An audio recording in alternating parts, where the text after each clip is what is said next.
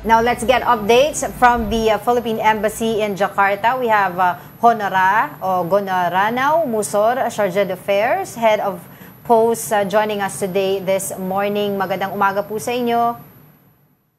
Magandang umaga po from here in Jakarta to all the viewers of One News Channel. Opo. I hope I pronounced your name correctly, sir.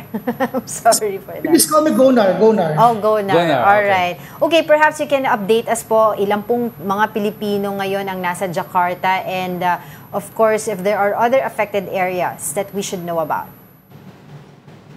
Right now, actually, we have so far not received any Filipinos who were affected by the ongoing riots here in Indonesia.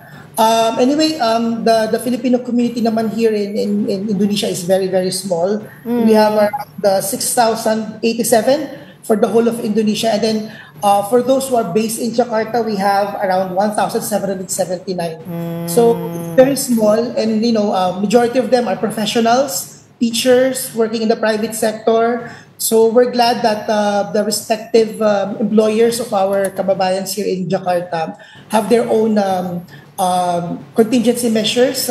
I believe some of the private establishments here in Jakarta have already implemented a work from home arrangements, and then for the schools, they're now conducting online classes.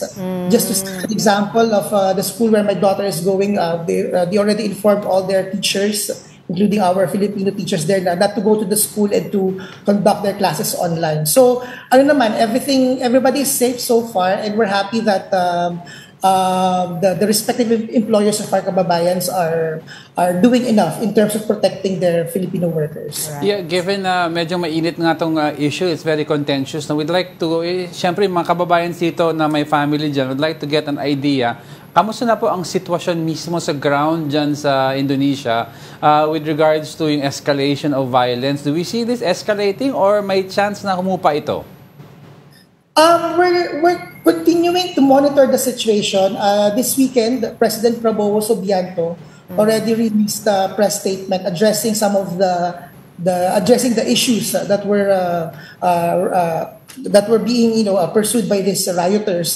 So hopefully that would contribute in terms of calming the situation. And then in terms of the riots naman, like just here in Jakarta, it's not like the whole of Jakarta is involved in a riot. Like there are only specific spots. So we just warn our kababayans just to avoid these specific areas in Jakarta. But yun nga, like last night, there was another riot in South Jakarta. So and then itong morning naman, as we were going to the embassy from our home, everything was seemed back to normal. So, tingnan lang natin kung may mangyayari pang mga clashes mamaya or probably mamayang gabi.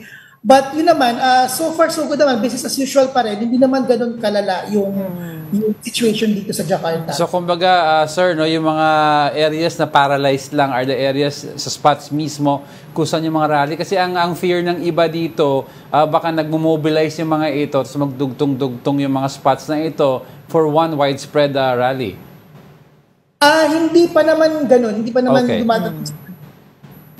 All right, perhaps, sir, you can enlighten us also or elaborate with us yung if ever contingency plan ng kumbaga, gobyerno po natin just in case lumala po yung sitwasyon. Ano po yung mga concrete measures that are in place para po to ensure the safety of our kababayans there?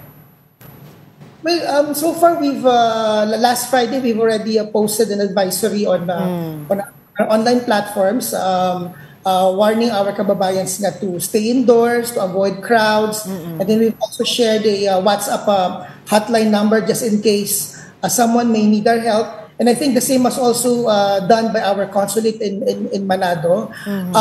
Then we are constantly in touch with the Filipino community here. As I said, since the community is very small, so it's very manageable. I don't think it would pose logistical problems for us if in case it gets to the level wherein we would need to implement some emergency procedures. But hopefully, we're monitoring, and so far naman, hindi pa naman ganun kalala. Right. Are you also, sir, monitoring Filipino tourists? Are they accounted for?